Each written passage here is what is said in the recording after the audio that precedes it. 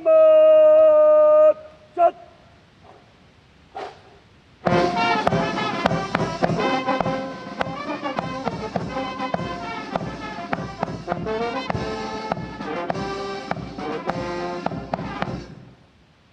Atar Sena Police Command Guard. Ajab Chat.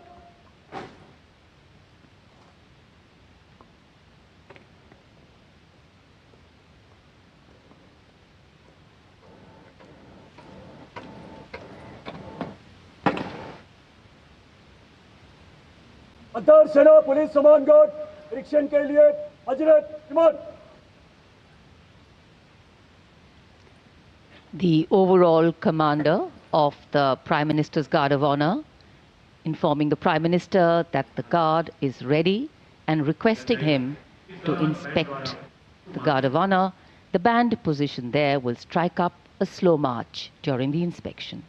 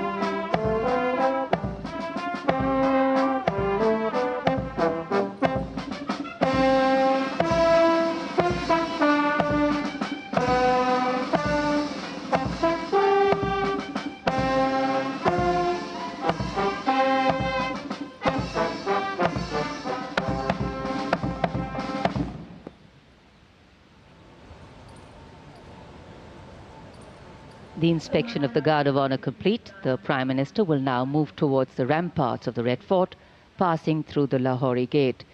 The flag hoisting ceremony at the ramparts, followed by the Prime Minister's address to the nation, are the high point of today's celebrations here. Nation building is a complex, collaborative and cumulative task. It happens over a period of time marked by intense and steadfast commitment. Today, Prime Minister Narendra Modi will share with the nation some victories, some challenges and some changes on his government's journey towards nation building. सम्मान गारद का निरीक्षण करने के बाद प्रधानमंत्री अब लाल किले की प्राचीर की ओर अग्रसर. उनके साथ दिल्ली एरिया के GOC lieutenant general Bhavnish Kumar. विशाल और भव्य लाहौरी गेट, जहां प्रवेश के लिए काठ का पुल, 41 फीट ऊंचा और 24 फीट चौड़ा लाहौरी गेट, ऊंचा मेहराबदार दरवाज़ा, दरवाजे की 3 मंजिलें. यहां से प्रवेश करने के बाद प्राचीर पर पहुंचने के लिए सीढ़ियां हैं और अब तो यहां विशिष्ट व्यक्तियों के लिए लिफ्ट भी है. प्रधानमंत्री प्राचीर की ओर अग्रसर.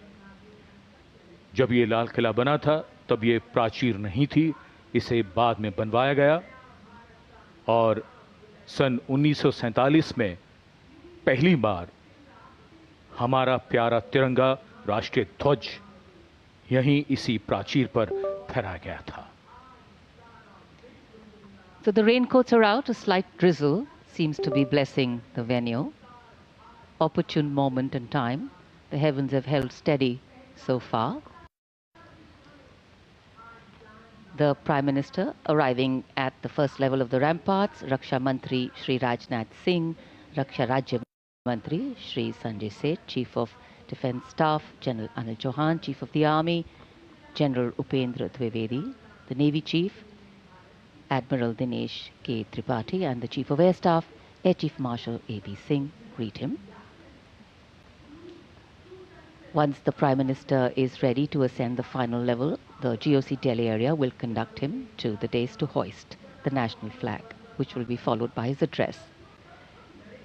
In fact, when the flag hoisting is done, It will be synchronized with the 21-gun salute by the valiant gunners of the 1721 Field Battery Ceremonial. The ceremonial battery, utilizing the indigenous 105mm light field guns, will be commanded by Major Pavan Singh Shekhawat, and the gun position officer will be Naib Subedar Ashutosh Sarkar. As soon as the national flag is hoisted by the Prime Minister,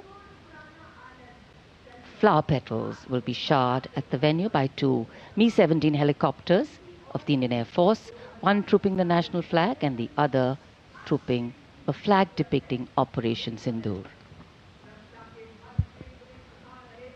लाल किले के सामने का पूरा इलाका सर्वधर्म संभाव की अनूठी तस्वीर पेश करता है।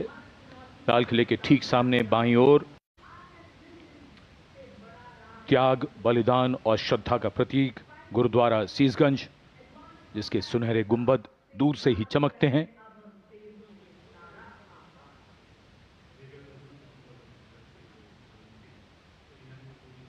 सर्वधर्म संभाव का विचार भारत के मूल में है और इस इलाके में आर्य समाज मंदिर भी है और सेंट्रल बैप्टिस्ट चर्च भी, भले ही वो कैमरे की नज़र से दूर हैं, लेकिन हैं यहीं इसी इलाके में मौजूद। और ये विशिष्ट दीर्घा, जहां केंद्रीय मंत्री, सेना के अध्यक्ष, सैन्य अधिकारी, गण्यमान्य व्यक्ति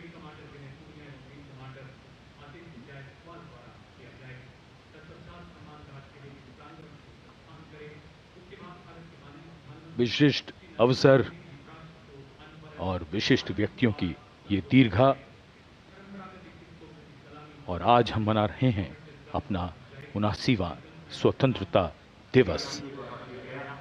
भादों का महीना, हल्की हल्की फुहार, बीच बीच में इंद्रदेव की कृपा हो रही है।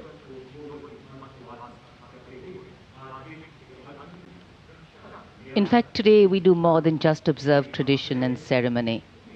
We also momentarily pause to reflect and correct course, if required, on the true meaning of the words that end up punctuating our conversations on every 15th of August: freedom and independence. Words that seem fairly straightforward in their meaning, but highly nuanced in their meaning and delivery. When we became a free country, our leaders and national decision makers and their understanding of the layering and dimensions and the interpretation of all these was taken into account. These are the pillars which are the building blocks for the values and the principles on which this country designs its policies. The balance between change and continuity. Change bringing in fresh ideas, helping us keep pace with the times, taking into account newer sensibilities and needs, and continuity, on the other hand, allowing us to be rooted and strong with a sense of belonging to something bigger than us. Flag hoisting ceremony.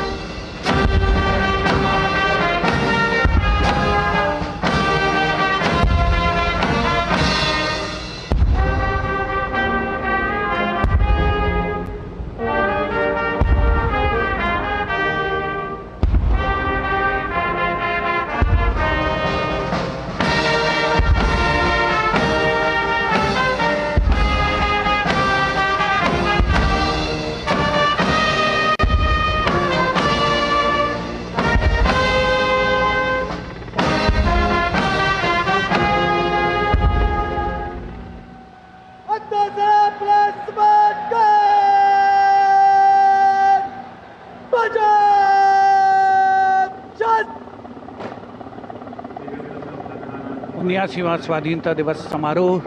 Bharat का तिरंगा शान से लहरा रहा है और तिरंगे के लहराते ही आसमान की ओर निगाहें जाती हैं। इस वर्ष स्वाधीनता दिवस समारोह को अनोखा कलेवर प्रदान कर रहे हैं भारतीय वायुसेना के 2 Mi-17 हेलीकॉप्टर्स, एक राष्ट्रीय ध्वज लिए हुए आपके स्क्रीन पर फूलों की वर्षा करता हुआ, और दूसरा ऑपरेशन सिंदूर को दर्शाने वाला ध्वज लिए हुए। इन हेलीकॉप्टर्स की कमान संभाल रहे हैं विंग कमांडर विनय पूनिया और wing commander Aditya Jaiswal.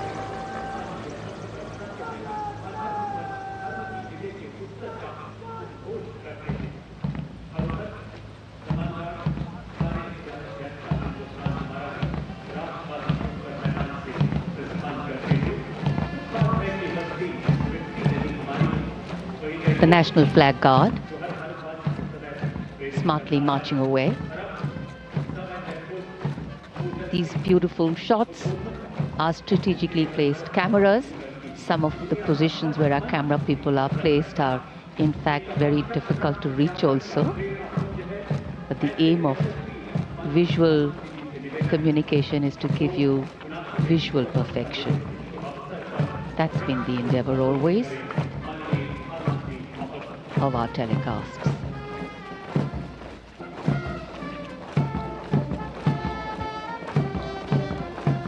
National flag guard के जवान सुनहरी संगीतमय धुन पर अनुशासित ढंग से ज्ञान पथ के सामने से प्रस्थान कर रहे हैं और उत्कंठा से प्रतीक्षा माननीय प्रधानमंत्री महोदय के उद्बोधन की।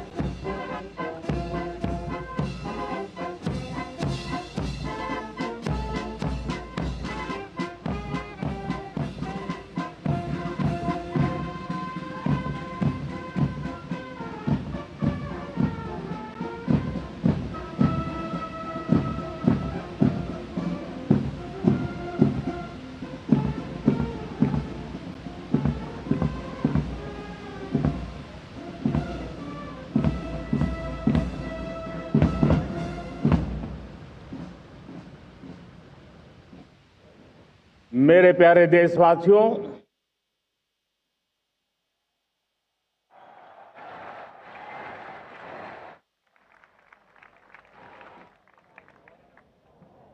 आजादी का ये महापर्व 140 करोड़ संकल्पों का पर्व है। आजादी का ये पर्व सामूहिक सिद्धियों का गौरव का पल है। हर हृदय उमंग से भरा हुआ है। देश एकता की भावना को निरंतर मजबूती दे रहा है। 140 करोड़ देशवासी आज तिरंगे के रंग में रंगे हैं। हर घर तिरंगा, भारत के हर कोने से, चाहे रेगिस्तान हो या हिमालय की चोटियां, समंदर के तट हो या घनी आबादी वाले क्षेत्र, हर तरफ से एक ही गुंज है, एक ही जयकारा है। हमारी प्राण से भी प्यारी मातृभूमि का जयगान है।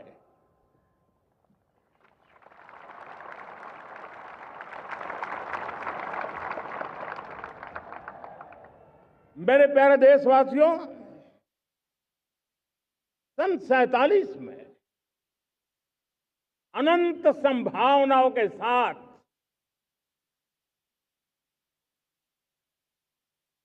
कोटि कोटि भुजाओं के सामर्थ्य के साथ हमारा देश आजाद हुआ। देश की आकांक्षाएं उड़ाने भर रही थी।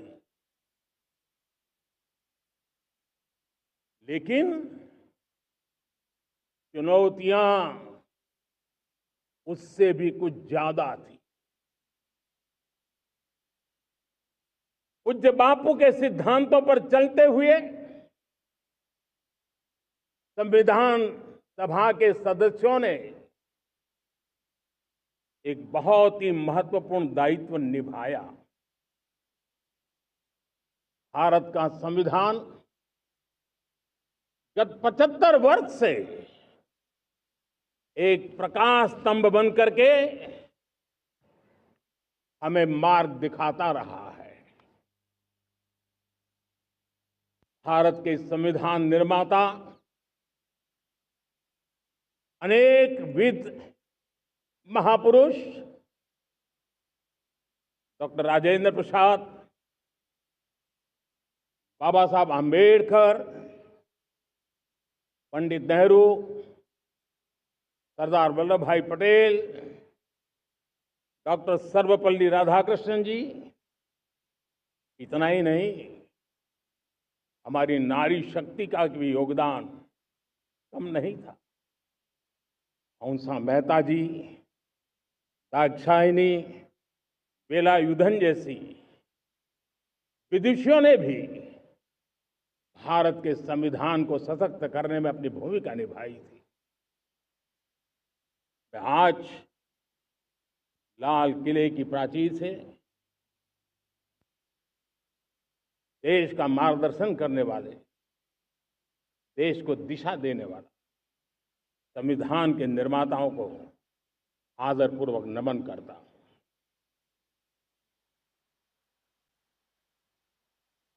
मेरे प्यारे देशवासियों, हम आज डॉक्टर श्यामा प्रसाद मुखर्जी की 125वीं जयंती भी मना रहे हैं। डॉक्टर श्यामा प्रसाद मुखर्जी भारत के संविधान के लिए बलिदान देने वाले देश के पहले महापुरुष थे। संविधान के लिए बलिदान, धारा 370 की दीवार गिराकर एक देश एक संविधान के मंत्र को जब हमने साकार किया तो हमने डॉक्टर श्यामा प्रसाद मुखर्जी को सच्ची श्रद्धांजलि दी। लाल किले पर आज कई विशेष महानुभाव उपस्थित हैं। दूर सुदूर गांव के पंचायतों के सदस्य हैं, ड्रोन दीदी के प्रतिनिधि हैं, लखपति दीदी की प्रतिनिधि हैं, खेल जगत से जुड़े लोग हैं, राष्ट्र जीवन में कुछ न कुछ देने वाले यहां महानुभाव उपस्थित हैं। एक प्रकार से यहां मेरी आंखों के सामने मैं लघु भारत के दर्शन कर रहा हूं और टेक्नोलॉजी के माध्यम से विशाल भारत के साथ भी आज लाल किला जुड़ा हुआ है।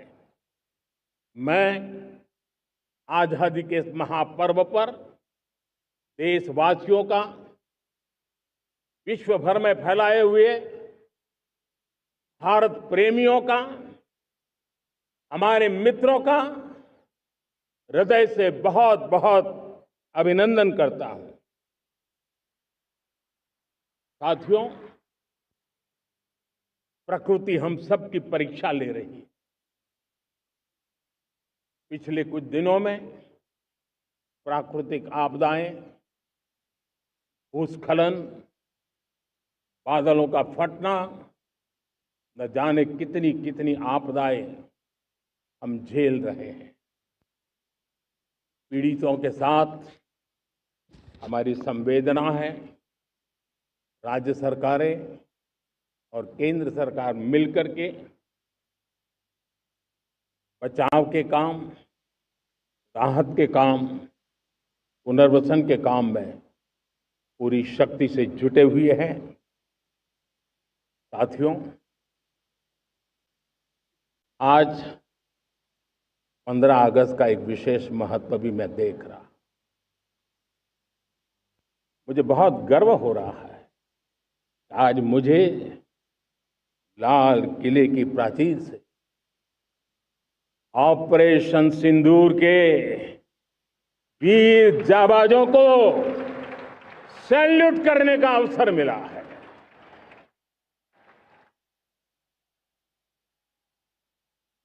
हमारे वीर जाबाज सैनिकों ने दुश्मनों को उनकी कल्पना से परे सजा दी है।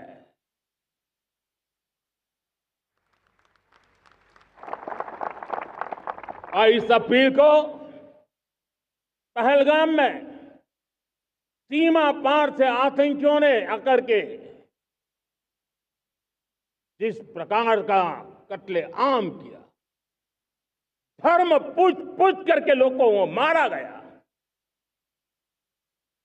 पत्नी के सामने पति को गोलियां दी, बच्चों के सामने अपने पिता को मौत के घाट उतार दिया गया।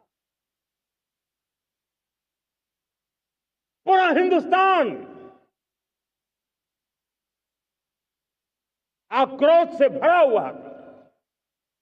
पूरा विश्व भी इस प्रकार से संहार से चौंक गया था। मेरे प्यारे देशवासियों, ऑपरेशन सिंदूर उसी आक्रोश की अभिव्यक्ति है।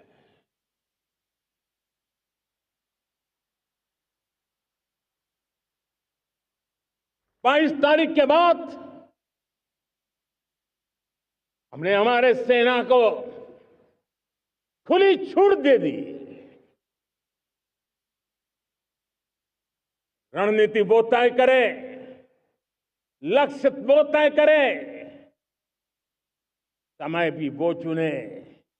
और हमारी सेना ने वो करके दिखाया जो कई दशकों तक कभी हुआ नहीं था। सैकड़ों किलोमीटर दुश्मन की धरती पर घुस करके आतंकी हेडक्वार्टर्स को मिट्टी में मिला दिया, आतंकी इमारतों को खंडहर बना दिया।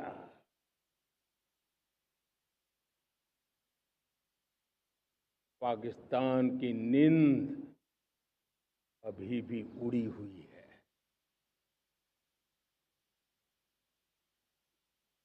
पाकिस्तान में हुई तबाही इतनी बड़ी है कि रोज नए नए खुलासे हो रहे हैं, नई नई जानकारियां आ रही हैं। मेरे प्यारे देशवासियों, हमारा देश कई दशकों से आतंक को झेलता आया हुआ है। देश के सीने को छलनी कर दिया गया है। अब हमने एक न्यू नॉर्मल प्रस्थापित किया। आतंक को और आतंकी को पालने पोसने वालों को, आतंकियों को ताकत देने वालों को अब हम अलग अलग नहीं मानेंगे।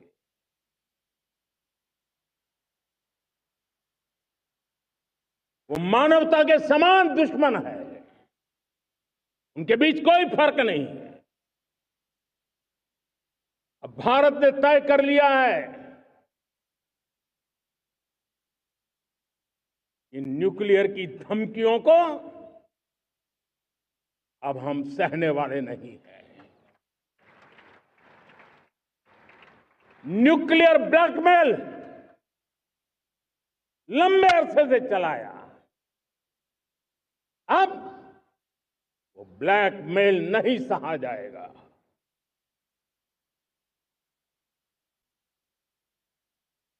आगे भी अगर दुश्मनों ने ये कोशिश जारी रखी, हमारी सेना तय करेगी। सेना की शर्तों पर, सेना जो समय निर्धारित करे उस समय पर, सेना जो तौर तरीके तय करे उस तौर तरीके से, सेना जो लक्ष्य तय करे उस लक्ष्य को अब हम अमल में ला करके रहने वाले हैं। हम मुंह तोड़ जवाब देंगे। मेरे प्यारे देशवासियों, भारत ने तय कर लिया है, खून और पानी एक साथ नहीं बहेंगे।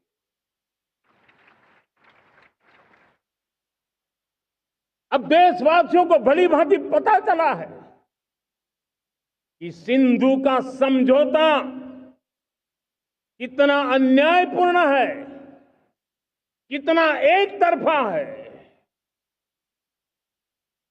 भारत से निकलती नदियों का पानी दुश्मनों के खेत को सींच रहा है और मेरे देश के किसान, मेरे देश की धरती पानी के बिना प्यासी है।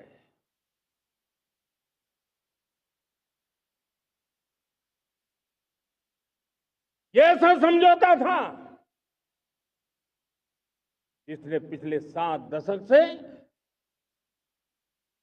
मेरे देश के किसानों का अकल्पनीय नुकसान किया है।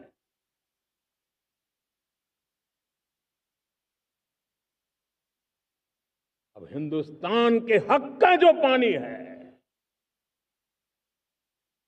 उस पर अधिकार सिर्फ और सिर्फ हिंदुस्तान का है, हिंदुस्तान के किसानों का है।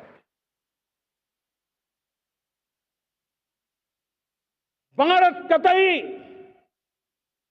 सिंधु समझौते को, उस स्वरूप को दशकों तक सहा है, उस स्वरूप को आगे नहीं सहा जाएगा। किसान हित में, राष्ट्र हित में ये समझौता हमें मंजूर नहीं है। मेरे प्यारे देशवासियों, आजादी के लिए असंख्य लोगों ने बलिदान दी,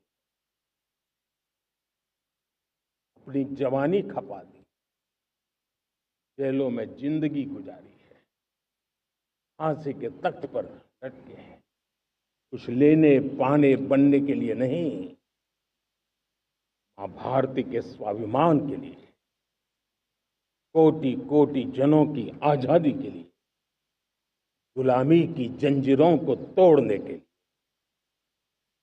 और मन में एक ही भाव था, स्वाभिमान। साथियों, गुलामी ने हमें निर्धन बना दिया, गुलामी ने हमें निर्भर भी बना दिया, औरों पर हमारी निर्भरता बढ़ती गई। हम सब जानते हैं, आजादी के बाद कोटि कोटि जनों के पेट भरना बड़ी चुनौती थी। लेकिन यही मेरे देश के किसान हैं जिन्होंने खून पसीना एक करके देश के अन्न के भंडार भर दिए।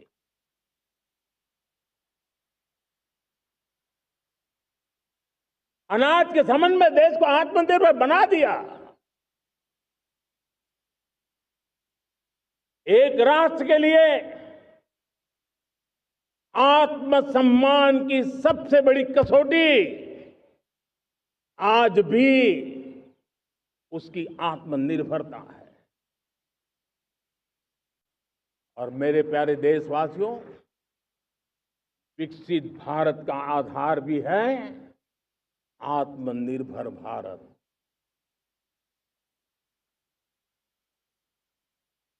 जो दूसरों पर ज्यादा निर्भर रहता है, उसकी आजादी पर उतना ही बड़ा प्रश्न चिन्ह लग जाता है। और दुर्भाग्य तो तब बन जाता है जब निर्भरता की आदत लग जाए, पता ही ना चले हम कब आत्मनिर्भरता छोड़ रहे हैं और कब किसी के निर्भर हो जाते हैं। ये आदत खतरे से खाली नहीं है और इसलिए प्रति पल जागरूक रहना पड़ता है आत्मनिर्भर होने के लिए।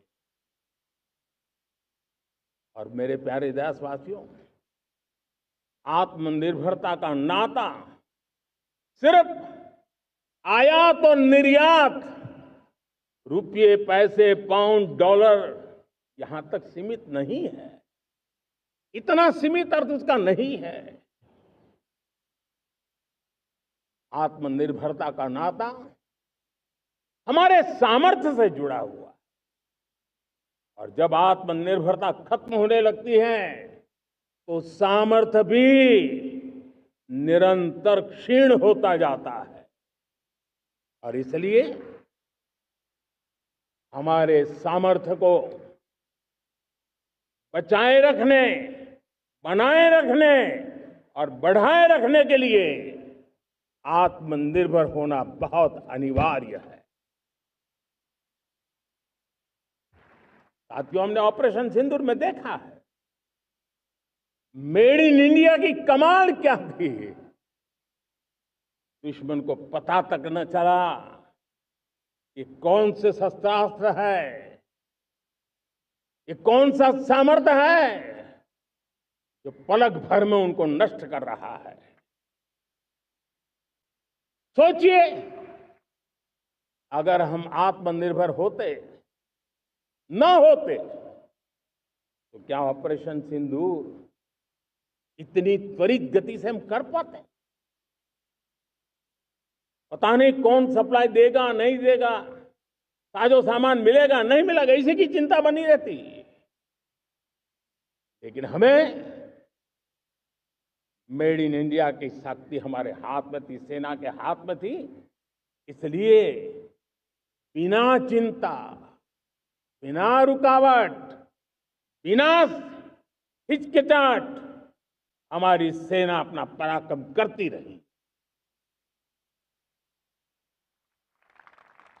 और ये पिछले 10 साल से लगातार डिफेंस के क्षेत्र में आत्मनिर्भरता पर हम एक मिशन लेकर के चले हैं, उसके नतीजे आज नजर आ रहे हैं। साथियों, मैं एक और विषय पर आपका ध्यान आकर्षित करना चाहता हूं। ये बात से कोई इनकार नहीं कर सकता कि 21वीं सदी टेक्नोलॉजी ड्रिवन सेंचुरी है। और जब टेक्नोलॉजी ड्रिवन है और इतिहास की तरफ नजर करें तो पता है, इतिहास गवाह है, जिन जिन देशों ने टेक्नोलॉजी में महारत हासिल की, वो देश विकास की ऊंचाइयों को पार कर गए, शिखर पर पहुंच गए। आर्थिक शक्ति नए पैमाने पर पहुंचती गई। हम जब टेक्नोलॉजी के अलग अलग आयामों की बात करते हैं तो मैं आपका ध्यान आकर्षित करता हूं सेमीकंडक्टर्स पे। उदाहरण के तौर पे बताता हूं, मैं यहां लाल किले से किसी सरकार की आलोचना करने के लिए खड़ा नहीं हुआ और नहीं मैं करना चाहता, लेकिन देश की युवा पीढ़ी को जानकारी होना भी उतना जरूरी है। हमारे देश में 50-60 साल पहले सेमीकंडक्टर को लेकर के फाइलें शुरू हुई। 50-60 साल पहले फैक्ट्री का विचार चालू हुआ। आप मेरे नौजवानों जानकर के हैरान हो जाएंगे, आज सेमीकंडक्टर जो पूरी दुनिया की एक ताकत बन गया है, 50-60 साल पहले वो विचार, वो फाइलें अटक गई, लटक गई, अटक गई। सेमीकंडक्टर के विचार की ही भ्रूण हत्या हो गई। 50-60 साल गवा दी। हमारे बाद कई देश सेमीकंडक्टर में आज महारत हासिल करके दुनिया में अपनी ताकत को प्रस्थापित कर रहे हैं। साथियों, आज हमने उस बोझ से मुक्त होकर के मिशन मोड में सेमीकंडक्टर के काम को आगे बढ़ा है। 6 अलग अलग सेमीकंडक्टर के यूनिट्स जमीन पर उतर रहे हैं। 4 नए यूनिट्स को हमने ऑलरेडी हरी झंडी दिखा दी है, ग्रीन सिग्नल दे दिया है।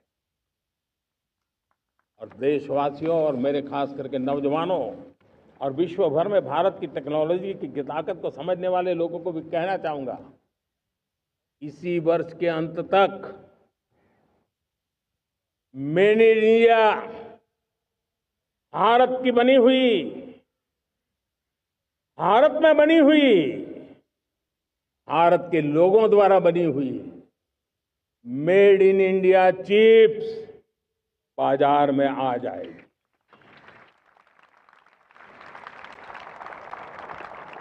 मैं दूसरा उदाहरण देना चाहता हूं। अब ऊर्जा के क्षेत्र में हम सब जानते हैं कि हम एनर्जी के लिए बहुत सारे देशों पर डिपेंडेंट है। पेट्रोल हो, डीजल हो, गैस हो, लाखों करोड़ रुपए हमें खर्च करके लाना पड़ता है। हमें इस संकट से देश को आत्मनिर्भर बनाना, ऊर्जा में आत्मनिर्भर बनाना बहुत जरूरी है। हमने बीड़ा उठाया और आज 11 वर्ष में सोलर एनर्जी 30 गुना बढ़ चुकी है। हम नए नए डैम बना रहे हैं ताकि हाइड्रो का विस्तार हो और हमें क्लीन एनर्जी की उपलब्ध हो। भारत मिशन ग्रीन हाइड्रोजन लेकर के आज हजारों करोड़ रुपए इन्वेस्ट कर रहा है। भविष्य की ऊर्जा को ध्यान में रख करके, ऊर्जा के क्षेत्रों को ध्यान में रख करके भारत न्यूक्लियर एनर्जी पर भी बहुत बड़े इनिशिएटिव ले रहा है। न्यूक्लियर एनर्जी में 10 नए न्यूक्लियर रिएक्टर तेजी से काम कर रहे हैं। 2047 तक, जो कि हमने विकसित भारत का लक्ष्य तय किया है, जब देश की आजादी के 100 साल होंगे, हम परमाणु ऊर्जा क्षमता 10 गुना से भी अधिक बढ़ाने का संकल्प लेकर के आगे बढ़ रहे हैं। मेरे प्यारे देशवासियों, रिफॉर्म एक निरंतर प्रक्रिया है। समयानुकूल परिस्थिति के अनुसार रिफॉर्म करते जाना होता है। हम न्यूक्लियर एनर्जी के क्षेत्र में बहुत बड़े रिफॉर्म लेकर के आए। अब हमने प्राइवेट सेक्टर के लिए भी परमाणु ऊर्जा को उसके द्वार खोल दिए हैं। हम शक्ति को जोड़ना चाहते हैं। मेरे प्यारे देशवासियों, दुनिया जब आज ग्लोबल वार्मिंग को लिए चिंता करती है, तब मैं विश्व को भी बताना चाहता हूं कि भारत ने तय किया था कि हम 2030 तक क्लीन एनर्जी भारत में 50% पहुंचा देंगे। ये लक्ष्य हमारा 2030 तक था। मेरे देशवासियों का सामर्थ्य देखिए, मेरे देशवासियों की संकल्प शक्ति देखिए, मेरे देशवासियों को विकसित भारत बनाने का संकल्प को पूर्ण करने के लिए उनकी दौड़ देखिए। हमने जो लक्ष्य 2030 में तय किया था, वो 50% क्लीन एनर्जी का लक्ष्य 2025 में हमने कर लिया। 5 साल पहले हमने अचीव कर लिया, क्योंकि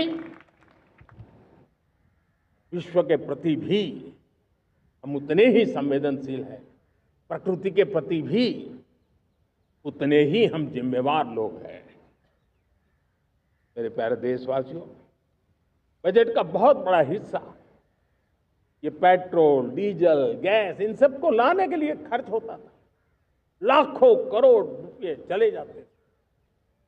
अगर हम ऊर्जा में डिपेंडेंट न होते तो वो धन मेरे देश के नौजवानों के भविष्य के लिए काम आता। वो धन मेरे देश के गरीबों को गरीबी के खिलाफ लड़ाई लड़ने में काम आता।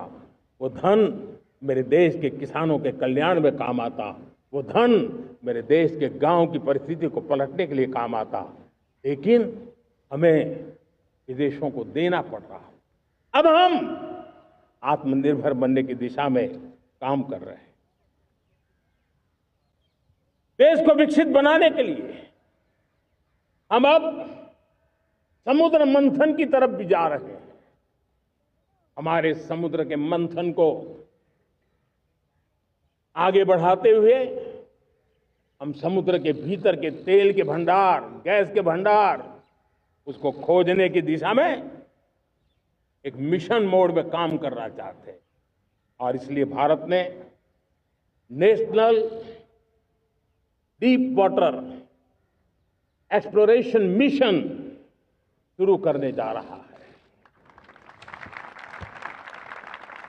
ये ऊर्जा इंडिपेंडेंट बनने के लिए ये हमारी महत्वपूर्ण घोषणा है।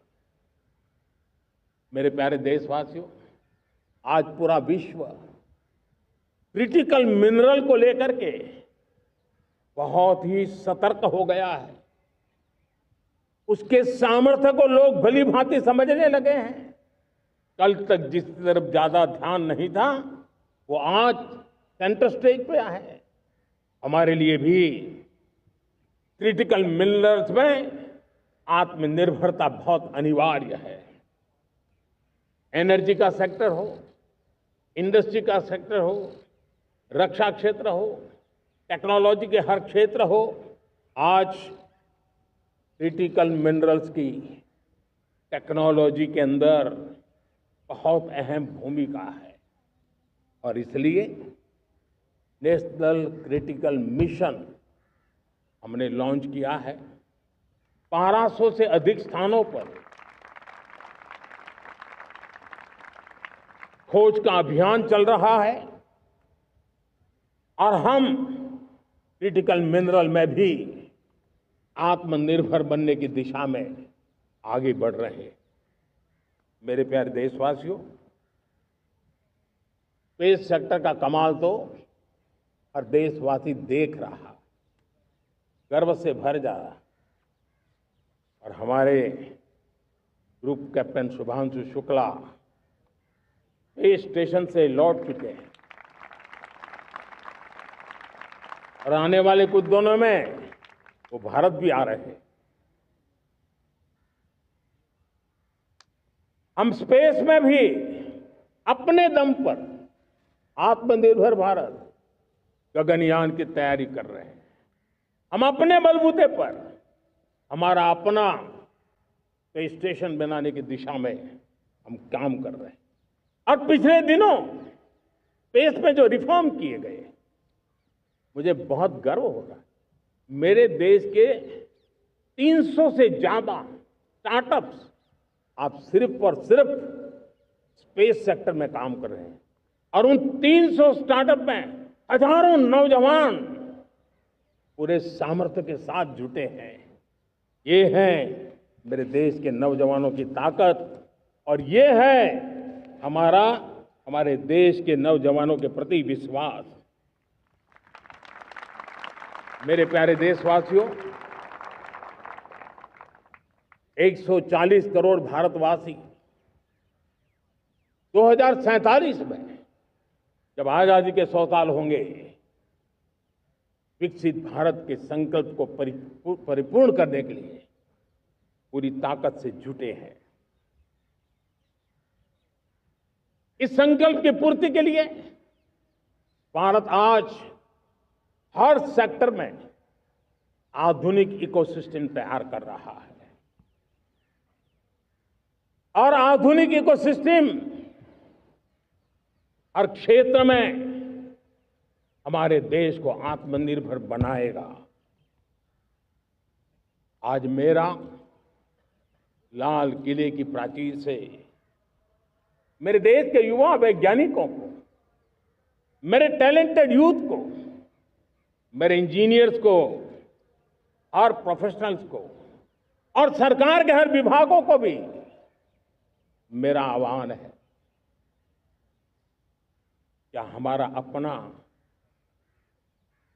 Made in India fighter jets के लिए जेट इंजन हमारा होना चाहिए कि नहीं होना चाहिए?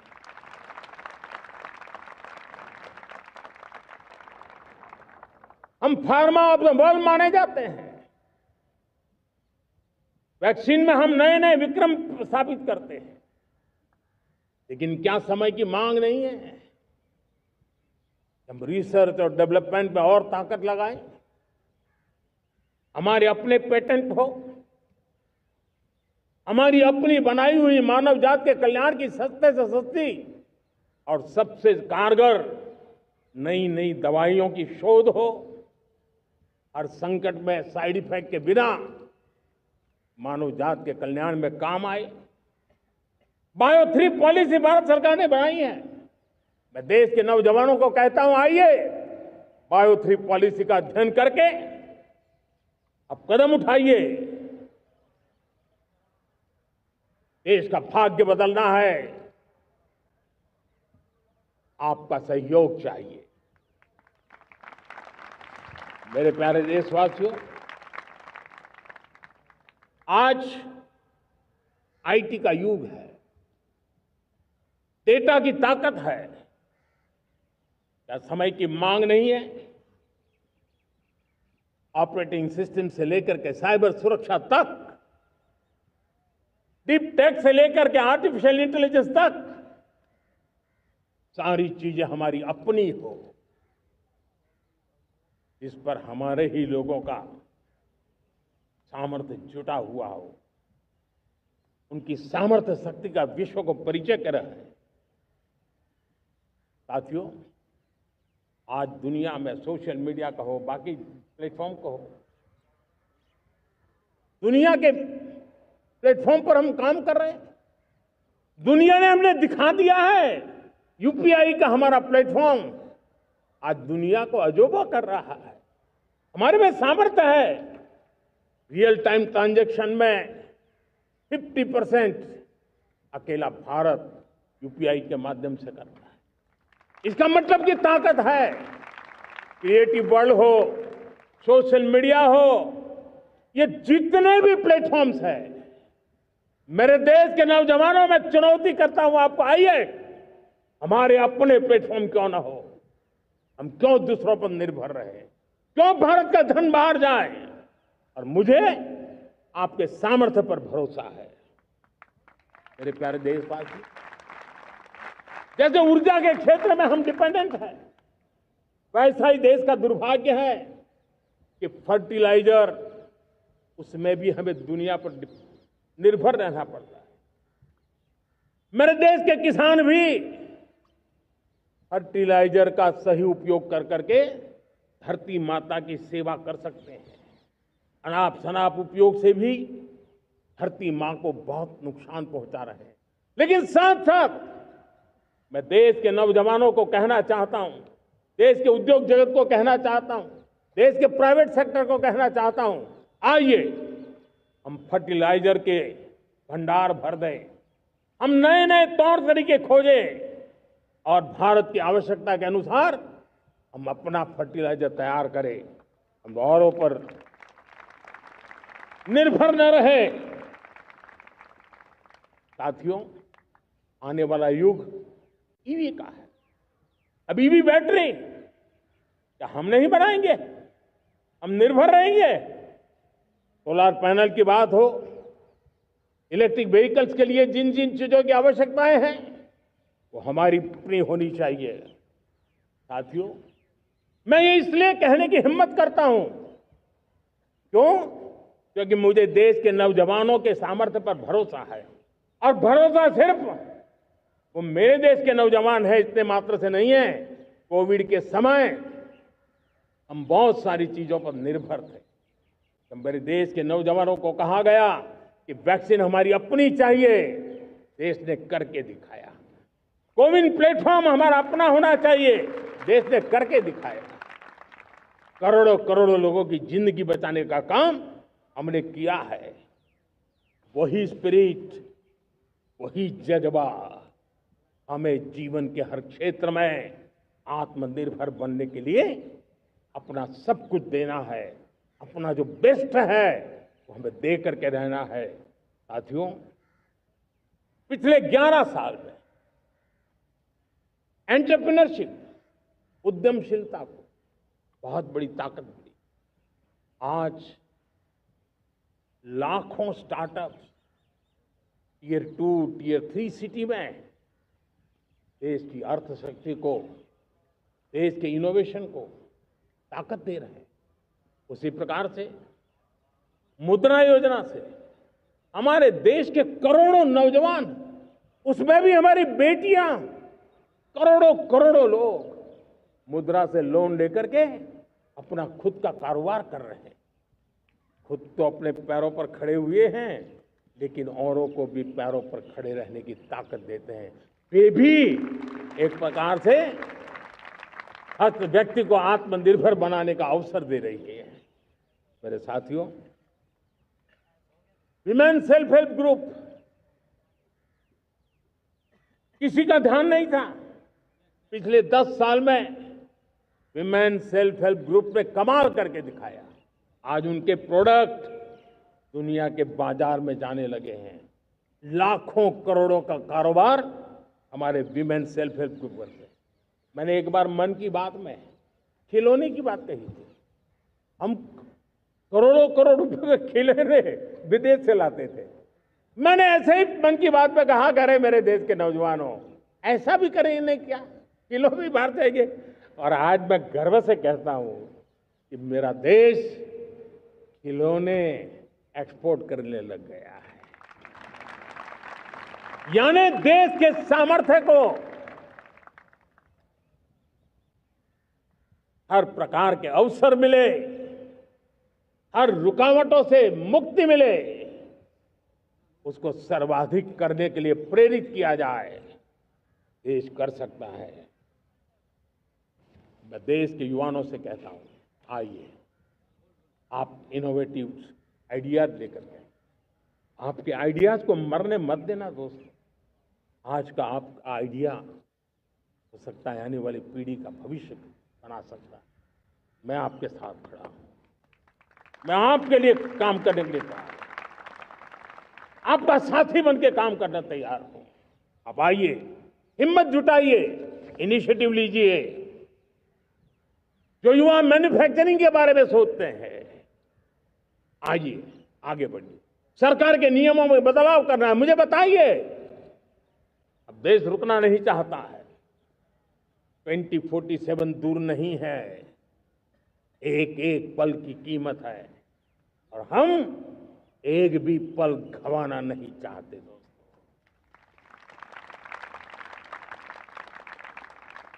साथियों, ये आगे बढ़ने का अवसर है,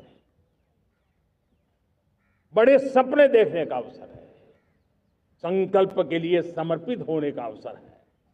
जब सरकार आपके साथ है और मैं स्वयं आपके साथ हूं, तब हम नया इतिहास बना सकते हैं। साथियों, आज नेशनल मैन्युफैक्चरिंग मिशन पर बहुत तेजी से काम हो रहा है। हमारे एमएसएमईज, उसका लोहा दुनिया मानती है। ये दुनिया में बड़ी बड़ी चीजें बनती है ना, कुछ न कुछ तो औजार हमारे देश के एमएसएमईज के द्वारा जाते हैं, बड़े गर्व के साथ जाते हैं। लेकिन हम कॉम्प्रिहेंसिव, इंटीग्रेटेड विकास की राह पर जाना चाहते हैं और इसलिए उनकी शक्ति बढ़े। और उसमें भी मैंने पहले एक बार लाल किले से कहा था, जीरो डिफेक्ट जीरो इफेक्ट। आज कहना चाहता हूं कि हमें विश्व बाजार में अपने सामर्थ्य का लोहा मनवाना है तो हमें क्वालिटी में निरंतर नई ऊंचाइयों को पार करना। दुनिया क्वालिटी को स्वीकार करती है, हमारी गुणवत्ता सबसे ज्यादा हो और सरकार के भी प्रयास हो, रॉ मटेरियल की भी उपलब्धि हो, हमारी प्रोडक्शन की कॉस्ट कैसे कम हो, हम उसमें दम रह रहे हैं। और साथियों, हम सभी जो उत्पादन के क्षेत्र में लगे हैं उन सबका मंत्र होना चाहिए, दाम कम लेकिन दम ज्यादा। हमारी हर प्रोडक्ट का दम ज्यादा हो लेकिन दाम कम हो। इस भाव को लेकर के हमें आगे बढ़ना है। मेरे प्यारे देशवासियों, आजादी के लिए अनगिनत लोगों ने बलिदान दिए हैं। मैंने पहले भी कहा, जवानी खपा दी, फांसी पे लटक गए। क्यों? स्वतंत्र भारत के लिए। 75-100 साल पहले का वो कालखंड याद कीजिए। पूरा देश स्वतंत्र भारत के मंत्र को लेकर के जीता था। आज समय की मांग है, स्वतंत्र भारत का मंत्र लेकर के जीने वालों ने हमें स्वतंत्र भारत दिया। आज 140 करोड़ देशवासियों का एक ही मंत्र होना चाहिए, समृद्ध भारत। अगर कोटि कोटि लोगों के बलिदान से स्वतंत्र भारत हो सकता है तो कोटि कोटि लोगों के संकल्प से, पुरुषार्थ से, आत्मनिर्भर बनने से, वोकल फॉर लोकल की बात करने से, स्वदेशी का मंत्र को जापने से समृद्ध भारत भी बन सकता है। वो पीढ़ी स्वतंत्र भारत के लिए खप गई थी, ये पीढ़ी समृद्ध भारत के लिए नए कदम उठाए, यही समय की मांग है। और इसलिए मैं आज बार बार आग्रह करता हूं और मैं देश के सभी इन्फ्लुएंसर्स को कहना चाहता हूं, इस मंत्र को आगे बढ़ाने में मेरी मदद कीजिए। मैं सभी राजनीतिक दलों को, राजनेताओं को सबसे कहता हूं कि आइए, ये किसी राजनीतिक दल का एजेंडा नहीं है, भारत हम सबका है। हम मिलकर के वोकल फॉर लोकल उस मंत्र को हर नागरिक के जीवन का मंत्र बनाएं। भारत में बनी हुई, भारत के नागरिकों के पसीने से बनी हुई वो चीजें जिसमें भारत की मिट्टी की महक हो और जो भारत के आत्मनिर्भर के संकल्प को ताकत देता हो, हम उसी को खरीदेंगे, हम उसी का उपयोग करेंगे। हम उस दिशा में आगे आए, यह हमारा सामूहिक संकल्प हो। देखते ही देखते हम दुनिया बदल देंगे। दोस्तों, मैं आज हर छोटे मोटे व्यापारी को, दुकानदार से आग्रह करना चाहता हूं, आपकी भी जिम्मेवारी है। हम छोटे थे, हमने कभी बाजार में देखा नहीं था कि शुद्ध घी की दुकान, ऐसे ही लिखा जाता था घी की दुकान। लेकिन समय रहते लोग लिखने लगे शुद्ध घी की दुकान। मैं चाहता हूं देश में ऐसे व्यापारी आगे आए, ऐसे दुकानदार आए कि हाँ, स्वदेशी माल बिकता है, वो बोर्ड लगा रहे हैं। हम स्वदेशी का गर्व करने लगे। हम स्वदेशी मजबूरी में नहीं, मजबूती के साथ उपयोग करेंगे, मजबूती के लिए उपयोग करेंगे और जरूरत पड़ी तो औरों को मजबूर करने के लिए उपयोग करेंगे। ये हमारी ताकत होनी चाहिए, ये हमारा मंत्र होना चाहिए। मेरे प्यारे देशवासियों,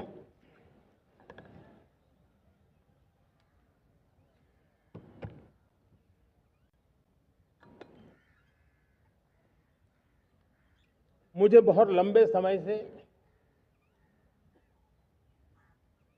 सरकार में काम करने का अवसर मिला है। मैंने कई सारे उतार चढ़ाव देखे हैं। सरकारों की मुसीबतों से भी मैं परिचित हूं, व्यवस्थाओं की मर्यादाओं से भी परिचित हूं, लेकिन उसके बावजूद भी हमारी जिम्मेवारी है कि हम किसी की लकीर को छोटी करने में अपनी ताकत बर्बाद न करें। मैं बड़े अनुभव से कहता हूं, किसी दूसरे की लकीर छोटी करने के लिए अपनी ऊर्जा हमें नहीं खपानी है। हमें पूरी ऊर्जा के साथ हमारी लकीर को लंबा करना है।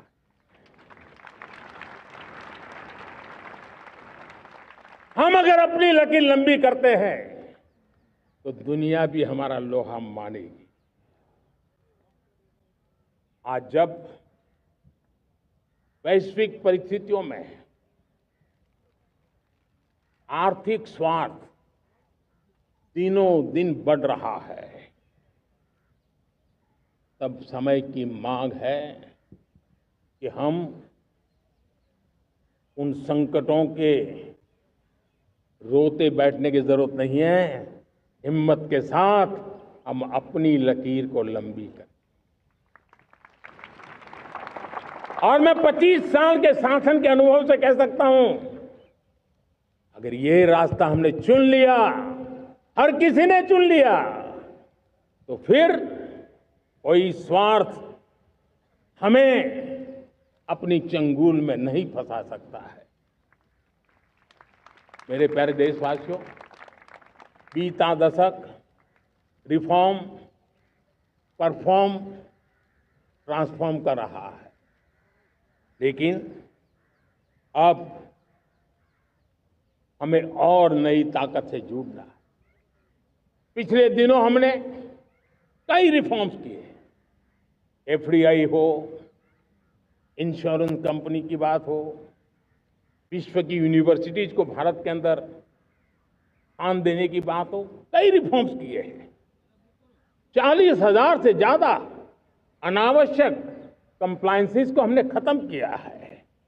इतना ही नहीं, 1500 से अधिक पुराने कानून जो बाबा आदम के जमाने के थे, उन सबको हमने खत्म कर दिया है।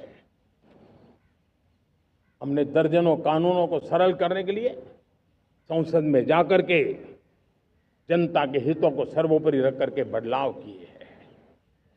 इस बार भी हो हल्ला के बीच लोगों तक बात पहुंची नहीं होगी, लेकिन एक बहुत बड़ा रिफॉर्म इनकम टैक्स एक्ट में हुआ है। करीब 280 से ज्यादा धाराएं हमने समाप्त करने का निर्णय किया है। और साथियों, सिर्फ आर्थिक मोर्चे पर ही रिफॉर्म नहीं, हमने नागरिक के जीवन को भी आसान बनाने के लिए रिफॉर्म किए। इनकम टैक्स रिफंड की बात हो, रिफॉर्म का परिणाम है। फेसलेस असेसमेंट की बात हो, रिफॉर्म का परिणाम है। 12 लाख तक आज इनकम टैक्स से मुक्ति दे देना, देश का जो भविष्य बनाने में उत्सुक है, ऐसा मेरा मध्यम वर्ग का परिवार आज खुला नहीं समा रहा है। कभी किसी ने सोचा नहीं था कि 12 लाख रुपए तक का इनकम टैक्स पर जीरो कर दिया जाएगा। आज कर लिया है। जब देश का सामर्थ्य बढ़ता है तो देशवासियों को लाभ मिलता है। अंग्रेजों के जमाने से दंड संहिता में हम दबे पड़े थे।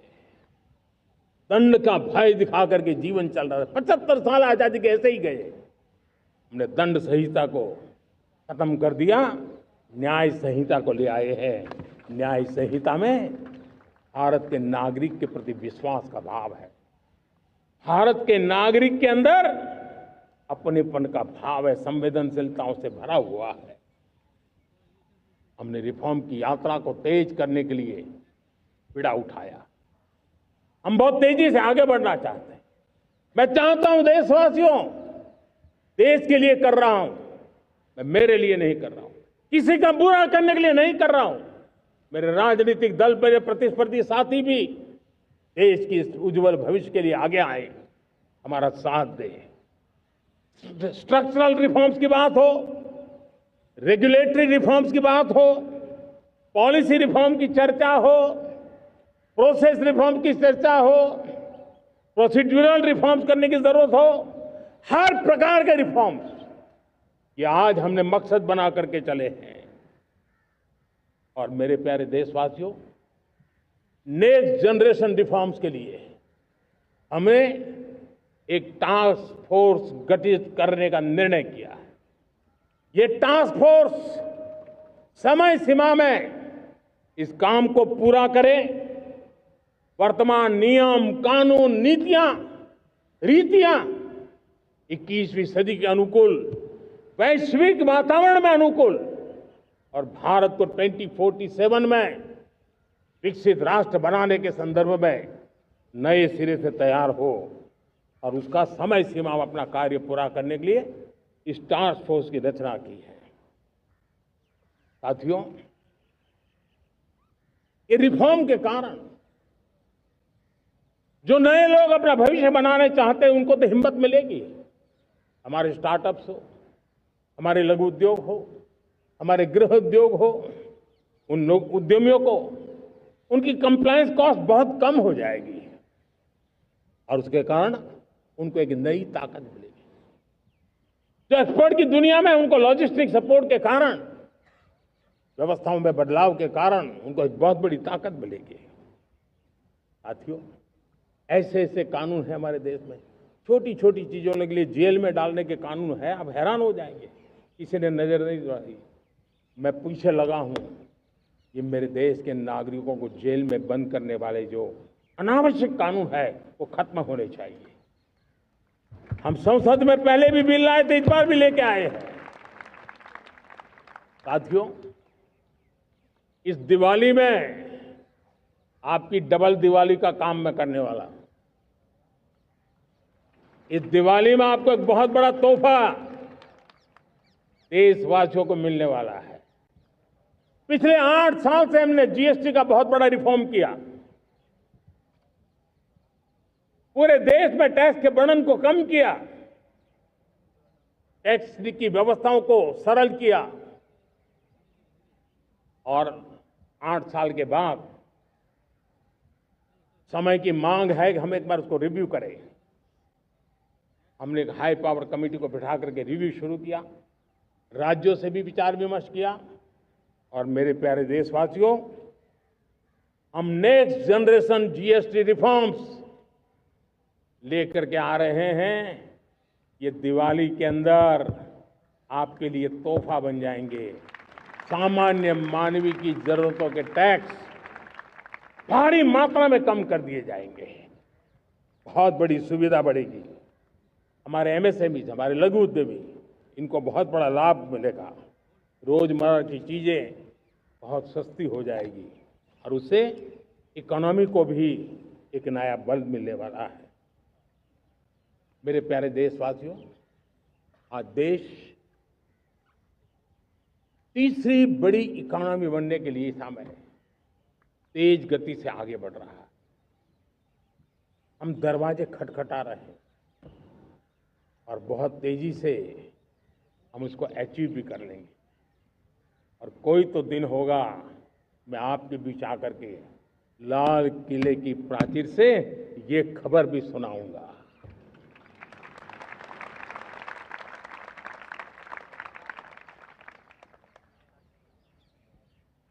आज भारत की अर्थव्यवस्था और आर्थिक स्थिति को लेकर पूरी दुनिया आश्वस्त है।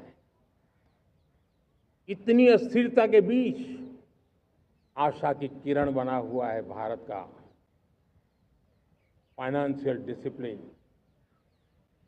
भारत की फाइनेंस की ऊर्जा। संकट के घेरे में जब अर्थव्यवस्था पड़ी हुई है तब भारत ही उसे बाहर निकलेगा, ये भरोसा दुनिया में पनपा है। आज इन्फ्लेशन कंट्रोल में है, फॉरेन एक्सचेंज रिजर्व हमारे बहुत मजबूत है, हमारे मैक्रो इकोनॉमिक इंडिकेटर्स बहुत मजबूत है। ग्लोबल रेटिंग एजेंसी भी लगातार भारत की सराहना करती हैं, भारत की अर्थव्यवस्था पर ज़्यादा से ज़्यादा विश्वास व्यक्त कर रही है। ये बढ़ती हुई अर्थव्यवस्था का लाभ मेरे देश के गरीबों को मिले, मेरे देश के किसानों को मिले, मेरे देश की नारी शक्ति को मिले, मेरे देश के मध्यम वर्ग को मिले, मेरे देश की विकास धारा को ताकत देने वाला बने। उस दिशा में हम नए नए प्रयास करें।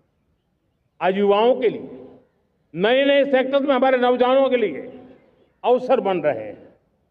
स्किल डेवलपमेंट, स्वरोजगार, बड़ी बड़ी कंपनियों में इंटर्नशिप, इस पर एक बहुत बड़े स्तर पर अभियान चल रहा है। और इसलिए देश के नौजवानों, आज मैं आपके लिए भी एक खुश खबर लेकर के आया, मेरे देश के नौजवानों के लिए आया। आज 15 अगस्त है। आज 15 अगस्त के ही दिन मेरे देश के युवाओं के लिए 1 लाख करोड़ रुपए की योजना हम चालू कर रहे हैं, लागू कर रहे हैं। आज से प्रधानमंत्री विकसित भारत रोजगार योजना आज ही 15 अगस्त को लागू हो रही है। ये आपके लिए बहुत खुशखबरी है। इस योजना के तहत निजी क्षेत्र में पहली नौकरी पाने वाले नौजवान को, बेटे बेटी को 15,000 रुपया सरकार की तरफ से दिए जाएंगे। कंपनियों को भी नए रोजगार देने के अवसर जो भी ज्यादा जुटाएगा, उनको भी प्रोत्साहन राशि दी जाएगी। प्रधानमंत्री विकसित भारत रोजगार योजना करीब करीब 3.5 करोड़ नौजवानों को रोजगार के नए अवसर बनाएगी।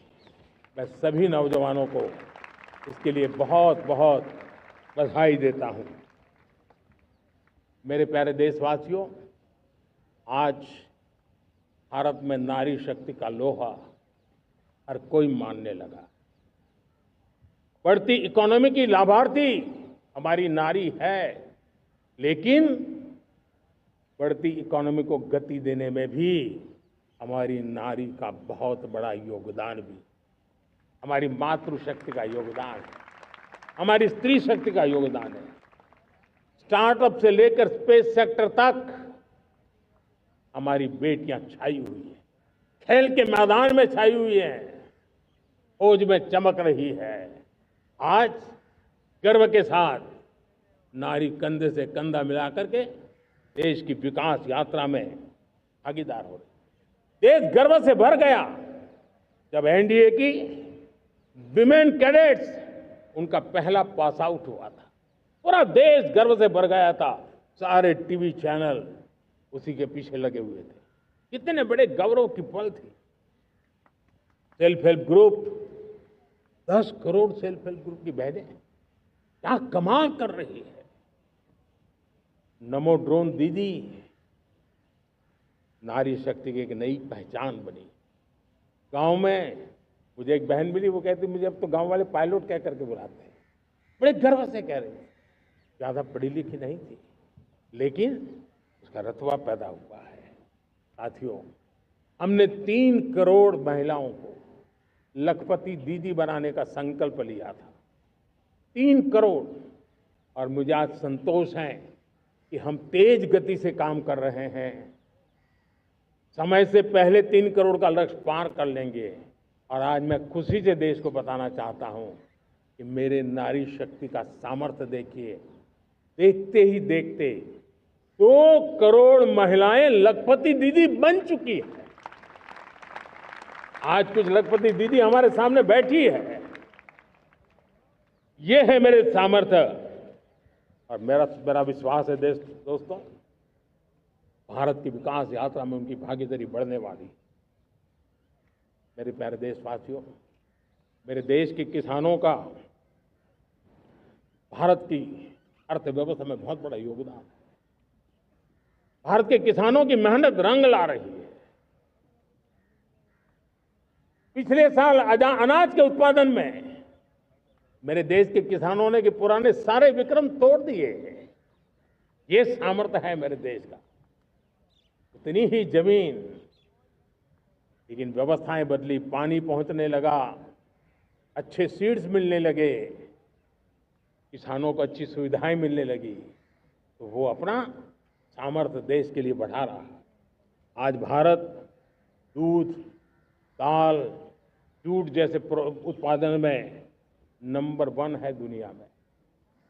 आज दुनिया का दूसरा सबसे बड़ा फिश प्रोड्यूसर, मेरे मछुआरा भाई बहनों की ताकत देखिए। फिश प्रोड्यूसर में दुनिया में हम दूसरे नंबर पर पहुंच चुके हैं। आज भारत चावल, गेहूं, फल और सब्जी के उत्पादन में भी दुनिया में दूसरे नंबर पर पहुंच चुका है। साथियों, आपको खुशी होगी, मेरे देश के किसान जो पैदावार देते हैं, आज वो उत्पादन दुनिया के बाजार में पहुंच रहा है। 4 लाख करोड़ रुपया एग्रो प्रोडक्ट का एक्सपोर्ट हुआ है। ये मेरे देश के किसानों ने हमें ताकत दिखाई है। हम छोटे किसान हो, पशुपालक हो, मछुआरे हो, देश के विकास की अनेक योजनाओं का लाभ आज हम उन तक पहुंचा रहे हैं। पीएम किसान सम्मान निधि हो, रेन वाटर हार्वेस्टिंग हो, सिंचाई की योजनाएं हो, क्वालिटी सीड्स हो, फर्टिलाइजर की आवश्यकता हो, हर क्षेत्र में आज और किसान को एक भरोसा हो गया है फसल बीमा का। वो साहसिक बना रहा, उसका परिणाम भी देश को मिल रहा है। जो पहले कल्पना की बात थी, आज हकीकत बन गई है। देशवासियों, हमारे देश के पशुधन को बचाने में हमें कोविड की वैक्सीन मुफ्त में मिली, वो तो याद है, लेकिन हम पशुधन के लिए भी अब तक 125 डोज मुफ्त में पशुओं को लगा चुके हैं। फूट एंड माउथ डिसीज से मुक्ति पाने के लिए, जो हमारा यहाँ उत्तर भारत में उसे खुरपका मुंहपका बीमारी कहते हैं, उसे बचाने के लिए 125 करोड़ डोज हम लगा चुके हैं और मुफ्त में लगा चुके हैं। हम खेती के मामले में देश के वो जिले जहां के किसान औरों से पीछे रह गए, किसी न किसी कारण से 100 जिले ऐसे हैं जहां अपेक्षाकृत कम खेती है, और इसलिए हमने 100 जिले आइडेंटिफाई किए हैं पूरे देश में से, और वहां के किसानों को एम्पावर करना, किसानों को शक्ति देना, किसानों को मदद करने का एक अभियान चलाया है। और इसके लिए पीएम धन धान्य कृषि योजना का आरंभ किया है। पीएम धन धान्य कृषि योजना वो देश के 100 जिले जहां थोड़ी सी भी मदद कर देंगे तो वहां का किसान भी भारत के अन्य किसानों की बराबरी कर देगा। मेरे प्यारे देशवासियों, भारत के किसान, भारत के पशुपालक, भारत के मछुआरे, ये हमारी सबसे बड़ी प्राथमिकता है। भारत के किसान, भारत के मछुआरे, भारत के पशुपालक,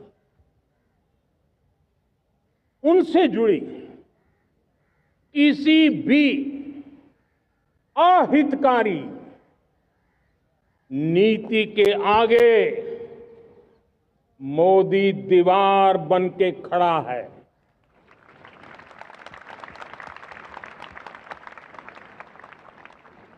भारत अपने किसानों, अपने पशुपालकों, अपने मछुआरों के संबंध में कभी भी कोई समझौता नहीं स्वीकार करेगा।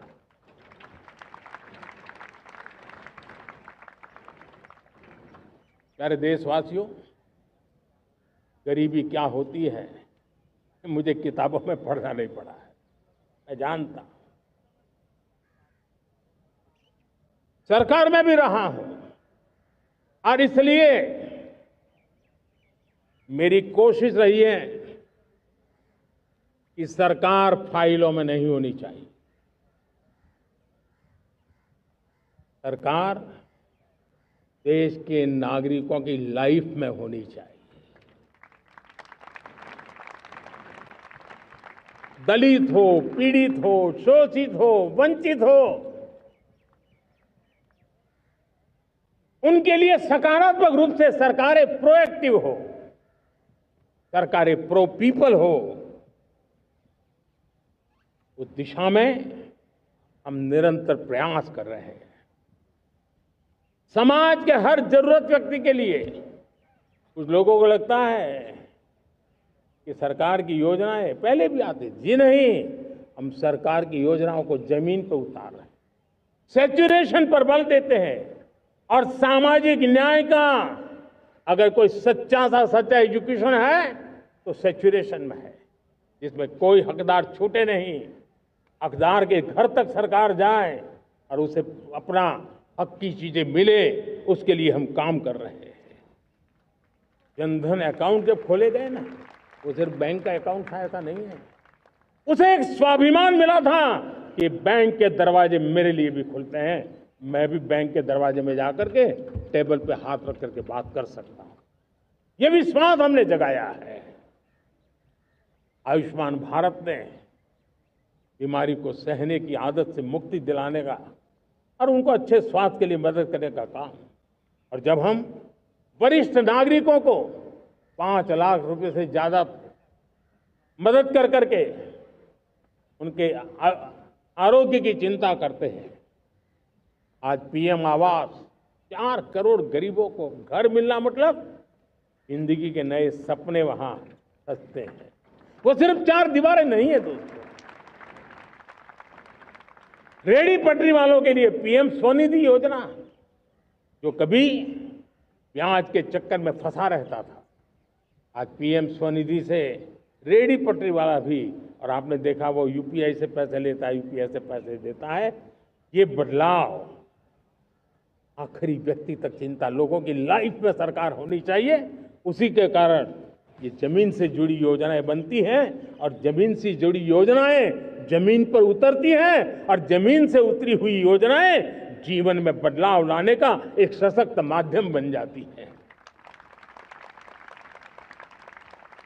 एक समय था, गरीब हो, पीड़ित हो, आदिवासी, वंचित हो, दिव्यांग हो, हमारी विधवा माताएं बहनें हो, अपने हक के लिए दर दर भटकते रहते थे। सरकारी दफ्तरों में चक्कर लगाते लगाते जिंदगी पूरी हो जाती। आज सरकार आपके दरवाजे पर आती है, सैचुरेशन के अप्रोच को लेकर के आती है, करोड़ों लाभार्थियों को सरकारी योजनाओं का लाभ मिल रहा है। डायरेक्ट बेनिफिट ट्रांसफर एक बहुत बड़ा क्रांतिकारी काम हुआ है। साथियों, गरीबी हटाओ के नारे देश ने बहुत सुने हैं, लाल किले से भी सुने, और देश सुन करके थक गया था और देश ने मान लिया था कि गरीबी हट नहीं सकती है।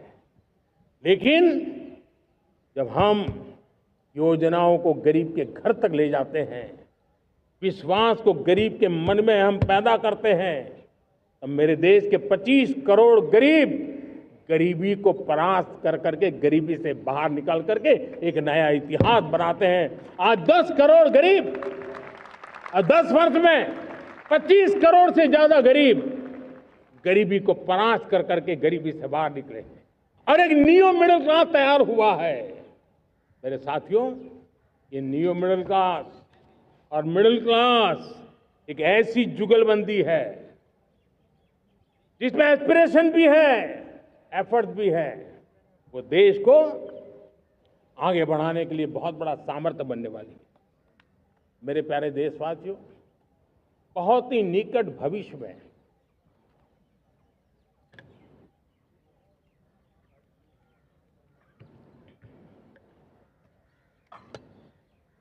मेरे प्यारे देशवासियों, बहुत ही निकट भविष्य में महान समाज सुधारक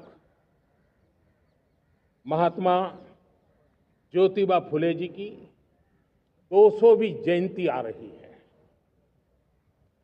हम उस जयंती के समारोह शुरू करने जा रहे हैं और महात्मा ज्योतिबा फुले के सिद्धांत, उन्होंने जो मंत्र दिए, उसमें हमारे लिए प्रेरणा है। पिछड़े को प्राथमिकता, पिछड़े को प्राथमिकता देते हुए हम परिवर्तन की ऊंचाइयों को प्राप्त करना चाहते हैं। हम इसके लिए परिश्रम की पराकाष्ठा करना चाहते हैं। हम पारदर्शी नीतियों के द्वारा पिछड़ों को प्राथमिकता, ये हम धरती पर उतारना चाहते हैं, हर पिछड़े के जीवन में उतारना चाहते हैं। साथियों, रेहड़ी पटरी वालों के लिए स्वनिधि योजना हो या हमारे हुनर वाले, हाथ से काम करने वाले विश्वकर्मा योजना की बात हो, आदिवासी में भी जो पिछड़े रह गए हैं उनके लिए पीएम जनधन की योजना की बात हो, हमारे पूर्वी भारत को विकास में पूरे देश के अंदर बराबरी में लाना और उनको नेतृत्व देने की दिशा में काम हो। हम सिर्फ समाज पिछड़े हो उनकी चिंता तक अटकने वाले नहीं है। जो क्षेत्र पिछड़े हैं उनको भी हम प्राथमिकता देना चाहते हैं। जो जिले पिछड़े रहे हैं हम उनको प्राथमिकता देना चाहते हैं। जो ब्लॉक पिछड़े रहे हैं उनको प्राथमिकता देना चाहते हैं। हमने 100 एस्पिरेशनल डिस्ट्रिक्ट, 500 एस्पिरेशनल ब्लॉक, उसी मिशन में काम किया है। हमने पूर्वी भारत के विकास के लिए हजारों करोड़ रुपए के इंफ्रास्ट्रक्चर के प्रोजेक्ट को बल दिया है। हमने पूर्वी भारत के जीवन को बदल करके देश की विकास यात्रा में भागीदार बनने का, मेरे प्यारे देशवासियों, जीवन हर क्षेत्र में विकास होना चाहिए। विकास के लिए खेल का भी महत्व होता है। और मुझे खुशी है कि एक जमाना था जहाँ बच्चे खेल में अगर समय लगाते तो माँ बाप ज्यादा पसंद नहीं करते थे। आज एकदम से उलट गया है। अगर बच्चे खेलकूद में आगे आते हैं, रुचि लेते हैं, तो माँ बाप गर्व से भर जाते हैं। मैं इसे एक शुभ संकेत मानता हूं। मेरे देश के परिवार के अंदर खेल को प्रोत्साहन का वातावरण मैं देखता हूं, मेरा मन गर्व से भर जाता है। मैं इसे देश के भविष्य के लिए बहुत शुभ संकेत मानता हूं। और साथियों, इस खेल को बढ़ावा देने के लिए हमने नेशनल स्पोर्ट्स पॉलिसी, कई दशकों के बाद हम देश में खेलो भारत नीति को लेकर के आए हैं, ताकि एक खेल जगत का सर्वांगीण विकास का प्रयास हो।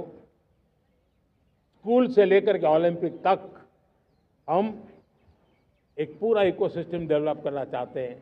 चाहे कोचिंग की व्यवस्था हो, फिटनेस की बात हो, खेल के मैदान हो, खेल की व्यवस्थाएं हो, खेल के लिए आवश्यक साधन हो, लघु उद्योगों को भी खेल के साधन बनाने में मदद करने की बात हो। यानी एक प्रकार से पूरा इकोसिस्टम हम दूर दराज के बच्चों तक पहुंचाना चाहते हैं। लेकिन साथियों, जब मैं फिटनेस की बात करता हूं, जब मैं खेलकूद की बात करता हूं, तो मैं एक चिंता भी आपके सामने रखना चाहता हूं। हमारे देश के हर परिवार को चिंता करनी चाहिए। मोटापा हमारे देश के लिए बहुत बड़ा संकट बनता जा रहा है। आने वाले वर्षों में लोग, जो पंडित लोग हैं वो कहते हैं, जो जानकार लोग कहते हैं, हर तीसरे व्यक्ति में एक व्यक्ति मोटापे का शिकार होगा। हमें मोटापे से बचना है, ओबेसिटी से बचना है। और इसलिए मैंने बाकी सब करना पड़ेगा, लेकिन एक छोटा सा सुझाव दिया था कि परिवार तय करे कि जब खाने का तेल घर में आएगा 10% कम ही आएगा और 10% कम ही उपयोग करेंगे, और हम ओबेसिटी के खिलाफ लड़ाई को जीतने की दिशा में हम अपना योगदान देंगे।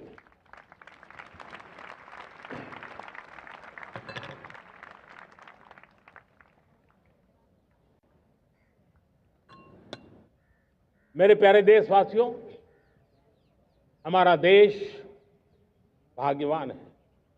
हजारों साल की विरासत के हम धनी हैं और वो हमें निरंतर ऊर्जा मिलती है, प्रेरणा मिलती है, त्याग और तपस्या की राह मिलती है। आज गुरु तेग बहादुर, यह वर्ष गुरु तेग बहादुर जी का 350वां शहीदी वर्ष है। देश की संस्कृति की रक्षा, भारत के मूल्यों की रक्षा के लिए उन्होंने अपना सब कुछ न्योछावर कर दिया। मैं आज उनको नमन करता हूं। साथियों, हमारी संस्कृति की ताकत हमारी विविधता है। हम विविधता को सेलिब्रेट करना चाहते हैं। हम विविधता को सेलिब्रेट करने की आदत बनाना चाहते हैं। यह हमारा गौरव है। यह हमारा भारत माँ का यह बगीचा कितने विविध प्रकार के फूलों से सजा हुआ है, कितनी विविधताएं हैं। ये विविधता हमारे लिए एक बहुत बड़ा, हमारी विरासत है, बहुत बड़ा गौरव है। हमने प्रयागराज के महाकुंभ में देखा भारत की विविधता को कैसे जिया जाता है।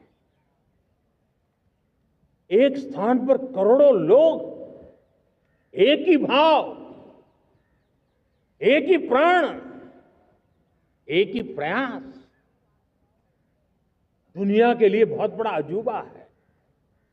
महाकुंभ की वो सफलता भारत की एकता की, भारत के सामर्थ्य की दुहाई देती है। साथियों, हमारा देश भाषाओं की विविधता से बहुत ही भरा हुआ है, पुलकित है। और इसलिए हमने मराठी, असमिया, बांग्ला, पाली, प्राकृत को क्लासिकल लैंग्वेज का दर्जा दिया है। और मेरा मत है, हमारी भाषाएं जितनी विकसित होगी, हमारी सभी भाषाएं जितनी समृद्ध होगी, हमारे नॉलेज के सिस्टम को भी उतना ही बल मिलने वाला है। और हमारी वो ताकत है, आज जब डेटा का जमाना है ना, तो ये ताकत दुनिया के लिए भी बड़ी ताकत बन सकती है। इतना सामर्थ्य हमारी लैंग्वेज में। हमें हमारी सभी भाषाओं पर गर्व होना चाहिए। हमारी सभी भाषाओं के विकास के लिए हर किसी ने बनते हुए प्रयास करना चाहिए। साथियों, पांडुलिपि में हमारे ज्ञान के भंडार पड़े हैं, लेकिन उसके प्रति उदासीनता रही है। इस बार हमने ज्ञान भारतम योजना के तहत देश भर में जहां भी हस्तलिखित ग्रंथ है, जहां पांडुलिपियां हैं, सदियों पुराने जो दस्तावेज हैं, उनको खोज खोज करके आज की टेक्नोलॉजी का उपयोग करते हुए उस ज्ञान की समृद्धि को आने वाली पीढ़ियों के लिए काम आए, उस दिशा में काम कर रहे हैं। मेरे प्यारे देशवासियों, हमारा स्पष्ट मत है, यह देश सिर्फ सरकारें नहीं बनाती है, ये देश राज सत्ता पर विराजमान लोग ही नहीं बनाते हैं, ये देश शासन की धुरा संभालने वाले नहीं बनाते हैं। ये देश बनता है कोटि कोटि जनों के पुरुषार्थ से, ऋषियों के, मुनियों से, वैज्ञानिकों के, शिक्षकों के, किसानों के, जवानों के, सेना के, मजदूरों के, हर किसी के प्रयास से देश बनता है। हर किसी का योगदान होता है, व्यक्ति का भी होता है, संस्थाओं का भी होता है। आज मैं बहुत गर्व के साथ एक बात का जिक्र करना चाहता हूं। आज से 100 साल पहले एक संगठन का जन्म हुआ, राष्ट्रीय स्वयंसेवक संघ। 100 साल की राष्ट्र की सेवा एक बहुत ही गौरवपूर्ण स्वर्णिम पृष्ठ है। व्यक्ति निर्माण से राष्ट्र निर्माण के संकल्प को लेकर के 100 साल तक मां भारती का कल्याण का लक्ष्य लेकर के लक्षावधि स्वयंसेवकों ने मातृभूमि के कल्याण के लिए अपना जीवन समर्पित किया है। सेवा, समर्पण, संगठन और अप्रतिम अनुशासन, ये जिसकी पहचान रही है, ऐसा राष्ट्रीय स्वयंसेवक संघ दुनिया का ये सबसे बड़ा एनजीओ है एक प्रकार से। 100 साल का उसका समर्पण का इतिहास है। आज लाल किले की प्राचीर से 100 साल की इस राष्ट्र सेवा की यात्रा में योगदान करने वाले सभी स्वयंसेवकों को आदरपूर्वक स्मरण करता हूं और देश गर्व करता है राष्ट्रीय स्वयंसेवक संघ की इस 100 साल की भव्य समर्पित यात्रा को, और हमें प्रेरणा देता रहेगा। मेरे प्यारे देशवासियों, हम समृद्धि की ओर जा रहे हैं, लेकिन समृद्धि का रास्ता सुरक्षा से गुजरता है। पिछले 11 वर्षों में राष्ट्र सुरक्षा, राष्ट्र रक्षा, राष्ट्र के नागरिकों की रक्षा, इन सभी मोर्चों पर हमने पूरे समर्पण भाव से काम किया है। हम बदलाव लाने में सफल हुए हैं। यह देश जानता है कि हमारे देश का बहुत बड़ा जनजातीय क्षेत्र नक्सलवाद की चपेट में, माओवाद की चपेट में पिछले कई दशकों से लहूलुहान हो चुका था। सबसे ज्यादा नुकसान मेरे आदिवासी परिवारों को हुआ। आदिवासी माताओं बहनों ने अपने सपने के होनहार बच्चों को खो दिया। नौजवान बेटे गलत रास्ते पर खींच लिए गए, भटकाए गए, उनकी जीवन को तबाह कर दिया गया। हमने फौलादी हाथ से काम लिया। एक समय था कभी 125 से ज्यादा जिलों में नक्सलवाद अपनी जड़ें जमा चुका था। माओवाद की चंगुल में हमारे जनजातीय क्षेत्र, हमारे जनजातीय नौजवान फंसे हुए थे, और आज 125 जिलों में से कम होते होते हम 20 पर ले आए हैं। उन जनजातीय समाज की सबसे बड़ी हमने सेवा की है। और आप देखिए, एक जमाना था जब बस्तर को याद करते ही माओवाद, नक्सलवाद, बम बंदूक की आवाज सुनाई देती थी। उसी बस्तर में माओवाद नक्सल से मुक्त होने के बाद जब बस्तर के नौजवान ओलंपिक करते हैं, हजारों नौजवान भारत माता की जय बोल करके खेल के मैदान में उतरते हैं, पूरा वातावरण उत्साह से भर जाता है। ये बदलाव देश देख रहा है। जो क्षेत्र कभी रेड कॉरिडोर के रूप में जाने जाते थे, वो आज विकास के ग्रीन कॉरिडोर बन रहे हैं। साथियों, हमारे लिए गर्व की बात है, भारत के नक्शे में जिन क्षेत्रों को लहूलुहान कर दिया गया था, लाल रंग से रंग दिया गया था, हमने वहां संविधान, कानून और विकास का तिरंगा फहरा दिया है। मेरे प्यारे देशवासियों, ये भगवान बिरसा मुंडा की 150वीं जयंती का अवसर है। तब इन जनजातीय क्षेत्रों को नक्सल से मुक्त कर करके, मेरे जनजातीय परिवार के नौजवानों की जिंदगी बचा करके हमने भगवान बिरसा मुंडा को एक सच्ची श्रद्धांजलि दी है।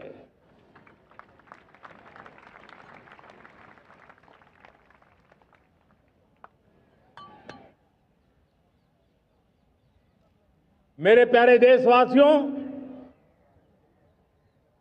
मैं आज देश के सामने एक चिंता, एक चुनौती के संबंध में आगाह करना चाहता हूं। षड्यंत्र के तहत, सोची समझी साजिश के तहत देश की डेमोग्राफी को बदला जा रहा है। एक नए संकट के बीज बोए जा रहे हैं, और ये घुसपैठिए मेरे देश के नौजवानों की रोजी रोटी छीन रहे हैं। एक घुसपैठिए मेरे देश की बहन बेटियों को निशाना बना रहे हैं। ये बर्दाश्त नहीं होगा। ये घुसपैठिए भोले भाले आदिवासियों को भ्रमित करके उनकी जमीनों पर कब्जा कर रहे हैं। ये देश सहन नहीं करेगा। और इसलिए मेरे प्यारे देशवासियों, जब डेमोग्राफी परिवर्तन होता है, सीमावर्ती क्षेत्रों में डेमोग्राफी में परिवर्तन होता है, तब राष्ट्रीय सुरक्षा के लिए संकट पैदा होता है। देश की एकता, अखंडता और प्रगति के लिए ये संकट पैदा, सामाजिक तनाव के बीज बो देता है। और कोई देश अपना देश घुसपैठियों के हवाले नहीं कर सकता है। दुनिया का कोई देश नहीं कर सकता है, तो हम भारत को कैसे कर सकते हैं? हमारे पूर्वजों ने त्याग और बलिदान से आजादी पाई है, हमें स्वतंत्र भारत दिया है। उन महापुरुषों के प्रति हमारा कर्तव्य है कि हम हमारे देश में ऐसी हरकतों को स्वीकार न करें। उनकी सच्ची श्रद्धांजलि होगी। और इसलिए मैं आज लाल किले की प्राचीर से कहना चाहता हूं, हमने एक हाई पावर्ड डेमोग्राफी मिशन शुरू करने का निर्णय किया है। ये मिशन, इस मिशन के द्वारा ये जो भीषण संकट नजर आ रहा है, भारत पे मंडरा रहा है जो संकट है, उसको निपटाने के लिए तय समय में सुविचारित सुनिश्चित रूप से अपने कार्य को करेगा। उस दिशा में हम आगे बढ़ रहे हैं। मेरे प्यारे देशवासियों, कल जन्माष्टमी का पावन पर्व है। भगवान श्री कृष्ण का जन्मोत्सव देश में मनाया जाता है। साथियों, जब मुझे भगवान श्री कृष्ण याद आते हैं तो हम देख रहे हैं कि पूरे विश्व में आज युद्ध के तौर तरीके बदल रहे हैं। हमने देखा है कि भारत युद्ध के हर नए तौर तरीकों को निपटने में समृद्ध है। हमने ऑपरेशन सिंदूर में दिखा दिया है। टेक्नोलॉजी में जो भी महारत थी, पाकिस्तान ने हमारे सैन्य ठिकानों पर, हमारे एयरबेस पर, हमारे संवेदनशील स्थानों पर, हमारे आस्था के केंद्रों पर, हमारे नागरिकों पर मिसाइल्स, ड्रोन अनगिनत मात्रा में उन्होंने वार किया। देश ने देखा है। लेकिन देश को सुरक्षित रखने के जो प्रयास पिछले 10 साल में हुए हैं, उस ताकत का परिणाम था कि उनके हर हमले को हमारे जाबाजों ने और हमारी टेक्नोलॉजी ने तिनके की तरह बिखेर दी।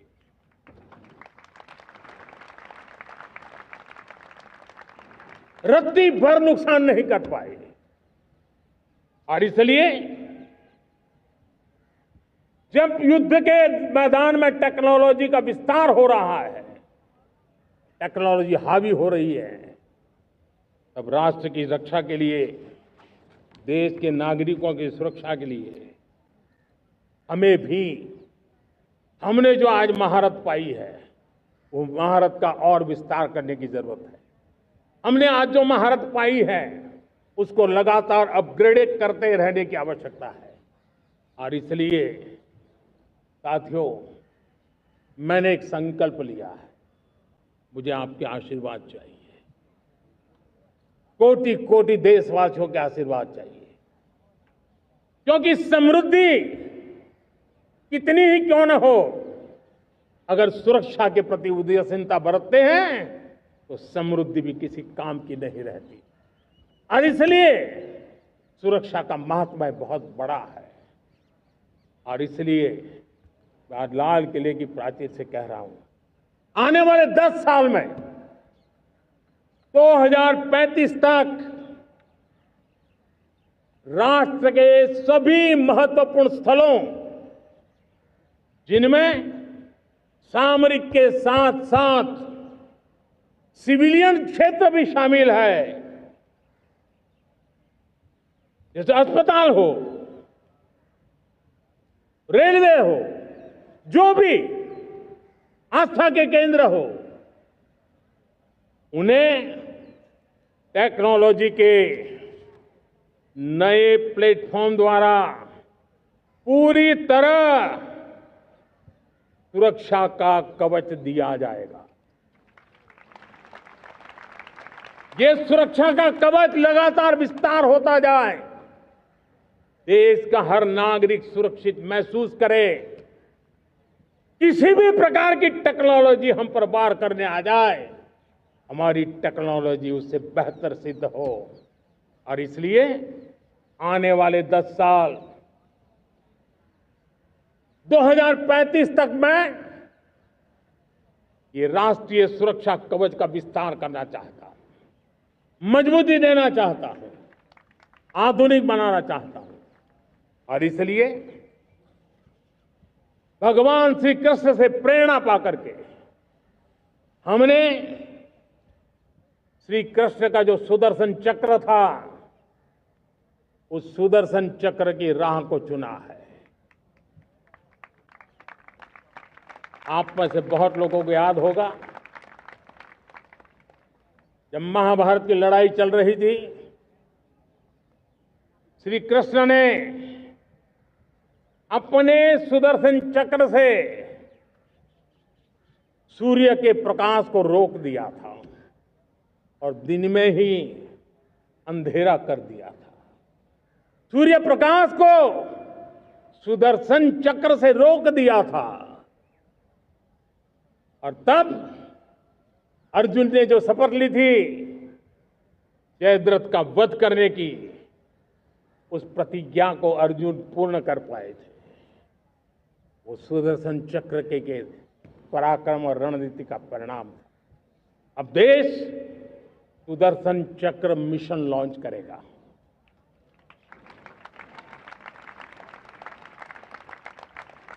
ये मिशन सुदर्शन चक्र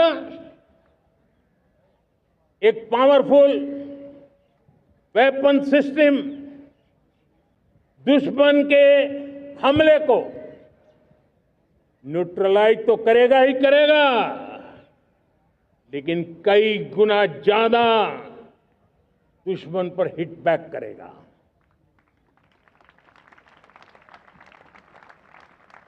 हमने भारत के इस मिशन सुदर्शन चक्र के लिए कुछ मूलभूत बातें भी तय की है।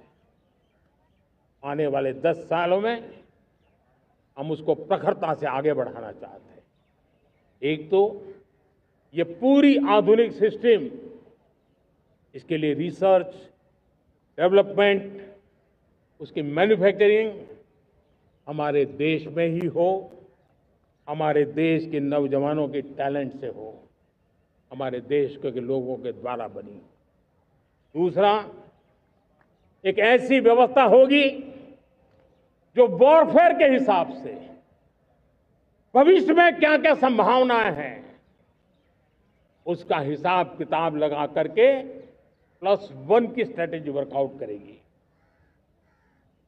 और तीसरा, सुदर्शन चक्र की एक ताकत थी, वो बहुत ही प्रिसाइज, जहां जाना था वहीं जाता था और वापस श्री कृष्ण के पास लौट के आता था। हम इस सुदर्शन चक्र के द्वारा भी टारगेटेड प्रिसाइज एक्शन के लिए भी व्यवस्था को विकसित करने की दिशा में आगे बढ़ेंगे। और इसलिए युद्ध के बदलते तौर तरीकों में राष्ट्र की सुरक्षा, नागरिकों की सुरक्षा के लिए मैं बड़े प्रतिबद्धता के साथ इस कार्य को आगे बढ़ाने के लिए वचन देता हूं। मेरे प्यारे देशवासियों, जब हम लोकतंत्र की बात करते हैं, स्वतंत्र भारत की बात करते हैं, तब हमारा संविधान हमारे लिए सर्वोच्च दीप स्तंभ होता है, हमारा प्रेरणा का केंद्र होता है। लेकिन आज से 50 साल पहले भारत के संविधान का गला घोंट दिया गया था। भारत के संविधान के पीठ पे छुरा भोंक दिया गया था, देश को जेल खाना बना दिया गया था, आपातकाल लगा दिया गया था, इमरजेंसी थोप दी गई थी। इमरजेंसी के 50 साल हो रहे। देश की किसी भी पीढ़ी ने संविधान की हत्या के इस पाप को कभी भूलना नहीं चाहिए। संविधान की हत्या करने वाले पापियों को नहीं भूलना चाहिए। और हमें भारत के संविधान के प्रति अपने समर्पण को और मजबूती देते आगे बढ़ना चाहिए। वो हमारी प्रेरणा है। मेरे प्यारे देशवासियों, मैंने इसी लाल किले से पंच प्रण की बात कही थी। मैं आज लाल किले से फिर से एक बार मेरे देशवासियों का पुनः स्मरण जरूर करना चाहता हूं। विकसित भारत बनाने के लिए न हम रुकेंगे, न हम झुकेंगे। हम परिश्रम की पराकाष्ठा करते रहेंगे और अपनी आंखों के सामने 2047 में विकसित भारत बना करके रहेंगे। मेरे प्यारे देशवासियों, हमारा दूसरा प्रण है कि हम हमारे जीवन में, हमारी व्यवस्थाओं में, हमारे नियम कानून परंपराओं में गुलामी का एक भी कण अब बचने नहीं देंगे। हम हर प्रकार की गुलामी से मुक्ति पाकर के ही रहेंगे। मेरे प्यारे देशवासियों, हम अपनी विरासत पर गर्व करेंगे। हमारी पहचान का सबसे बड़ा आभूषण, सबसे बड़ा गहना, सबसे बड़ा मुकुटमणि हमारी विरासत है। हम विरासत का गर्व करेंगे। मेरे प्यारे देशवासियों, इन सब के लिए एकता, ये मंत्र सबसे बड़ा शक्तिशाली मंत्र है। और इसलिए एकता की डोर को कोई काट न सके, ये हमारा सामूहिक संकल्प होगा। मेरे प्यारे देशवासियों, मां भारती के प्रति कर्तव्य निभाना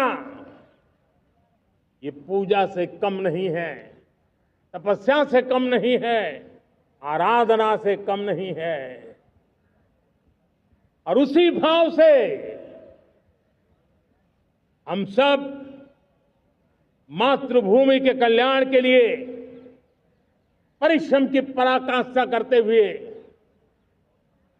2047 विकसित भारत के लक्ष्य को पार करने के लिए अपने आप को अपा देंगे, अपने आप को झोंक देंगे। जो भी सामर्थ्य है, कोई भी अवसर को छोड़ेंगे नहीं। इतना ही नहीं, नए अवसरों को निर्माण करेंगे और निर्मित करने के बाद हम 140 करोड़ देशवासियों के सामर्थ्य से आगे बढ़ते ही रहेंगे, बढ़ते ही रहेंगे, बढ़ते ही रहेंगे। मेरे प्यारे देशवासियों, हमें याद रखना है, 140 करोड़ देशवासियों को याद रखना है, परिश्रम में जो तपा है, परिश्रम में जो तपा है, उसने ही तो इतिहास रचा है। परिश्रम में जो तपा है, उसने ही तो इतिहास रचा है। जिसने फौलादी चट्टानों को तोड़ा है, जिसने फौलादी चट्टानों को तोड़ा है, उसने ही समय को मोड़ा है। जिसने फौलादी चट्टानों को तोड़ा है, उसने ही समय को मोड़ा है। और समय को मोड़ देने का भी, समय को मोड़ देने का भी यही समय है, सही समय है। मेरे प्यारे देशवासियों, एक बार फिर आप सबको आजादी के इस महान पर्व की अनेक अनेक शुभकामनाएं देता हूं, बहुत बहुत बधाई देता हूं। मेरे साथ बोलेंगे जय हिंद, जय हिंद, जय हिंद। भारत माता की, भारत माता की, भारत माता की। वंदे वंदे वंदे। बहुत बहुत धन्यवाद। जनगण मन अधिनायक जय हे भारत भाग्य विधाता। पंजाब सिंध गुजरात मराठा द्राविड़ उत्कल बंग। विंध्य हिमाचल यमुना गंगा उच्छल जगति तरंग। तब शुभ नामे जागे, तब शुभ आशीष मांगे। गाहे तब जय गाथा, जनगण मंगल दायक जय हे भारत भाग्य विधाता। जय हे, जय हे, जय हे, जय जय जय जय हे।